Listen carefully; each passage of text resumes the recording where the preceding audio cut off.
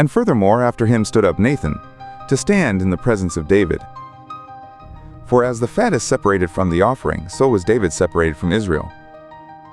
He played with lions as with young goats, and with bears as with calves of Bashan. In his youth he slew the giant, and took away the reproach from the people, when he slung his hand with the sling and broke the pride of Goliath. For he called to God Most High, and he gave strength to his right hand, that it might strike down the man experienced in wars, and that he might lift up the horn of his people. Therefore the daughters sang of him, and honored him, the slayer of 10,000. When he had put on the diadem he fought, and subdued the enemy round about. And he destroyed the cities of the Philistines, and broke in pieces their power to this day. In all his doings he gave thanks to God Most High with words of glory. With his whole heart he loved his Maker, and sang praise every day continually. Stringed instruments and song before the altar he ordained, to make sweet melody with their music. He gave comeliness to the feasts, and set in order the seasons to perfection. While they praised his holy name, before morning it resounded from the sanctuary. Moreover, Yahweh put away his transgression, and lifted up his horn forever, and he gave him the decree of the kingdom, and established his throne over Israel. And for his sake there stood up after him a wise son dwelling in safety. Solomon reigned in days of peace, and God gave him rest round about. He prepared a house for his name, and established a sanctuary forever.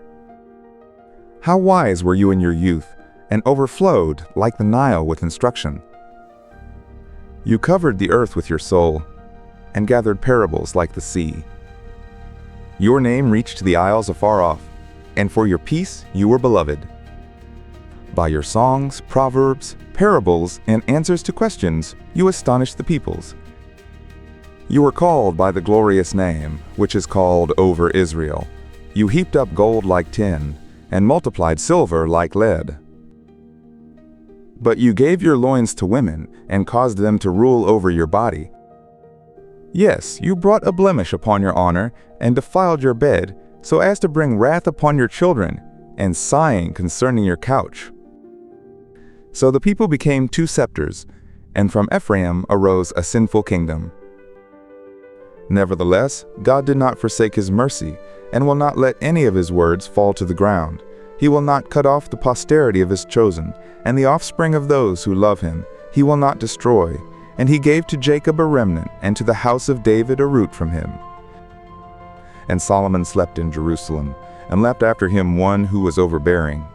Great in folly and lacking in understanding was Rehoboam, he who by his counsel made the people revolt, until there arose, let there be no memorial of him, Jeroboam the son of Nebat, who sinned and made Israel to sin. And he put a stumbling block before Ephraim, to drive them from their land.